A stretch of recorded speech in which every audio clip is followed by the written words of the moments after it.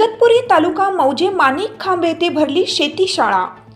आज दिनांक 3/12/2024 रोजी मौजे माणिक खांब येथे राष्ट्रीय अन्न व पोषण सुरक्षा अभियानांतर्गत TRFA हरभरा या पिकाची शेती शाळा घेण्यात आली। यावेळी तालुका कृषी अधिकारी माननीय श्री मडके साहेब यांनी शेतकऱ्यांना हरभरा पिकावरील रोग व कीड नियंत्रण करण्याविषयी मार्गदर्शन केलं। तसेच कृषी विभागाच्या फळबागा लागवड योजना, कृषी यांत्रिकीकरण योजना याविषयी मार्गदर्शन केलं। तसेच कृषी पर्यवेक्षक माननीय वामन साहेब यांनी हरभरा पिकाच्या पाणी व्यवस्थापन विषयी मार्गदर्शन केले। तसेच सेंद्रिय शेतीबद्दल शेतकऱ्यांशी चर्चा केली।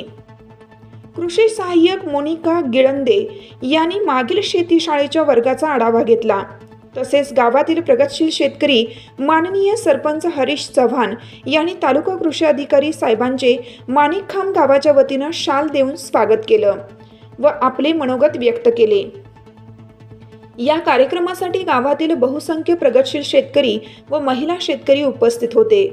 तसेच कृषी सहाय्यक HG गिळंदे यांनी कार्यक्रमाचे सूत्रसंचालन केलं व कृषी सहाय्यक SD राठोड यांनी प्रात्यक्षिकाचं आपण इथे आयोजित केले। 30 लोकांनी प्रातिनिधिक स्वरूपामध्ये त्याची आपल्याला ते शेती शाळेच्या माध्यमातून गावकऱ्यांना देखील दाखवायचे।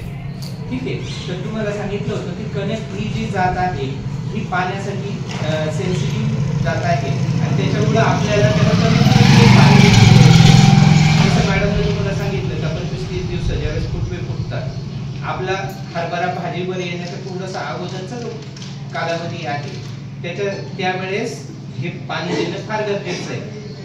आलं लक्षात? त्याच्यानंतर भाजी फुटली जाते, हरभऱ्यातून भाजी फुटली जाते। कशासाठी फुटली जाते?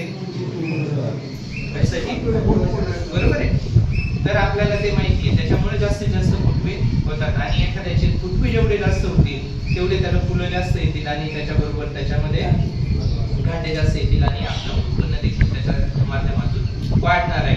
तर ज्यावेळेस फुलं लागतात, घाटे लागायला सुरुवात होती, त्यावेळेस देखील पाणी देणं गरजेचं आहे। कारण जर त्यावेळेस जर पिकाला पाणी भेटलं नाही तर फुलगळ होऊ शकते आणि त्याच्यानंतर दाणे सुद्धा भरले जात नाही। म्हणून ह्या ज्या दोन अवस्था आहेत याच्यात कमीत कमी पाणी देणं जास्तीत जास्त आपल्याला गरजेचं आहे। तर लोकमान्य न्यूजसाठी संचालक लक्ष्मीकांत शिंदे, इगतपुरी।